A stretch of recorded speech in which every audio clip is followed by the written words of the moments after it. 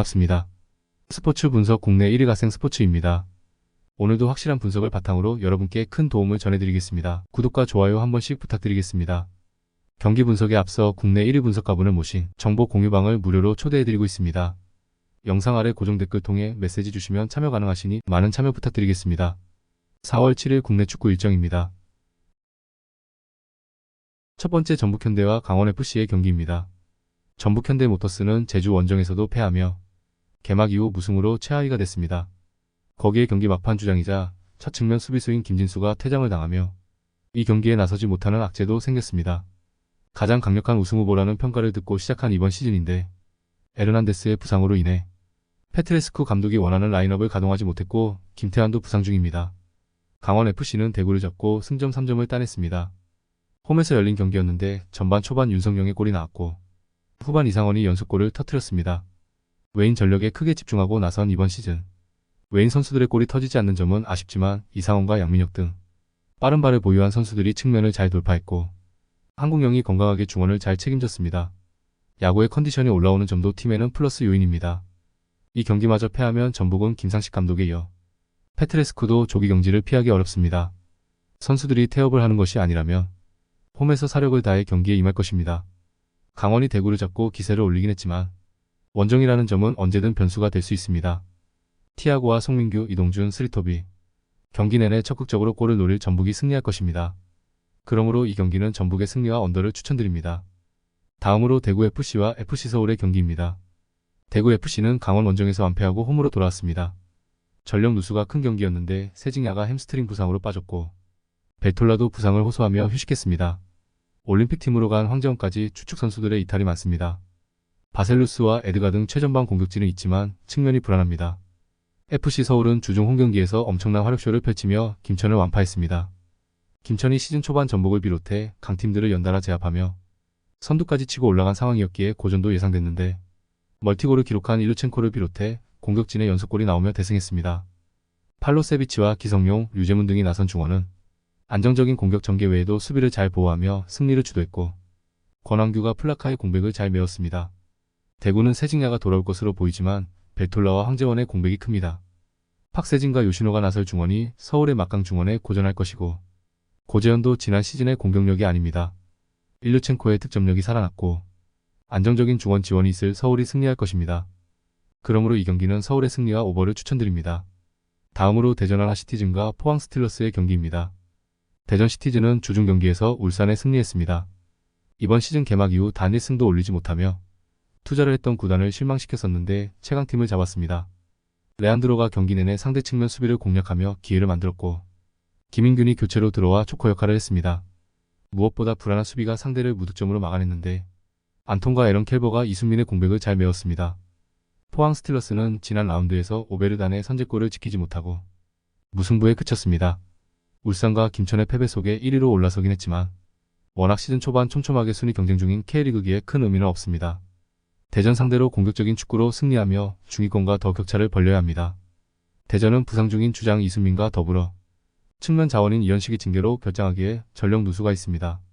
주세종과 임덕근 등이 중원에 나서겠지만 포함 상대로 고전할 수 있습니다. 단 외인 센터백 듀오가 조르지와 이호재 등 상대의 힘있는 공격수를 막아낼 것이기에 쉽게 리드를 허용하지도 않을 것입니다. 그러므로 이 경기는 무승부와 언더를 추천드립니다. 다음으로 부산 아이파크와 전남 드래곤의 경기입니다. 부산 아이파크는 지난 라운드에서 수원에 승리했습니다. 원정에서 나선 경기였기에 고전이 예상됐지만 전반 패신의 선제골이 나왔고 남은 시간을 수비로 잘 지켜냈습니다. 초반 3경기에서 2패를 당하며 다소 출발이 좋지 않았지만 박진석 감독이 팀을 빠르게 정비했습니다. 패신과 라마스의 가세한 로페즈 등 브라질리안 트리오가 주전으로 나서 역할을 해주고 있고 안병준이 벤치에서 조커로 나서고 있습니다. 전남 드래곤즈는 지난 라운드 홈경기에서 천안에 승리했습니다.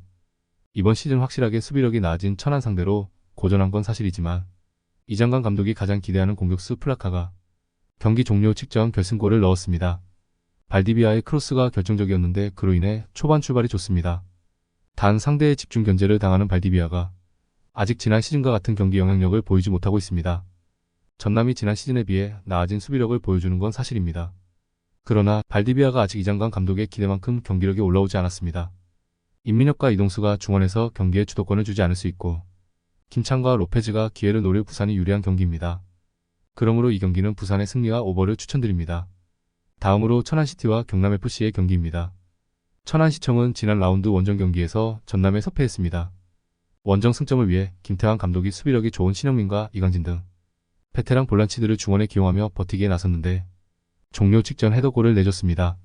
그래도 무기력했던 지난 시즌과 달리 새로운 감독이 팀을 잘 만들며 경쟁력 있는 모습을 보이고 있습니다. 못다와 에리키 등 해결할 선수들도 있습니다. 경남FC는 시즌 초반 4경기에서 3패를 당했습니다. 설기현 감독과 헤어지며 새로운 시대를 연 이번 시즌에 대한 기대감이 컸는데 아직은 결과로 나타나지 않고 있습니다. 송흥민과 이강인 등 리그 정상급 중원 조합이 있긴 하지만 원기종 외에 골 결정력을 보여준 선수가 없고 아라블리의 존재감도 아쉬웠습니다. 천안은 신영민과 이강진이 주전 중원 조합으로 나서며 수비력이 확실히 나아졌습니다. 그러나 반대로 공격 전개에서는 윤용호를 제외하면 강점이 있는 선수가 없습니다. 송흥민이 경기 내내 원기종과 보르지스, 아라블리 등에게 기회를 만들어줄 경남이 화력에서 앞설 수 있습니다.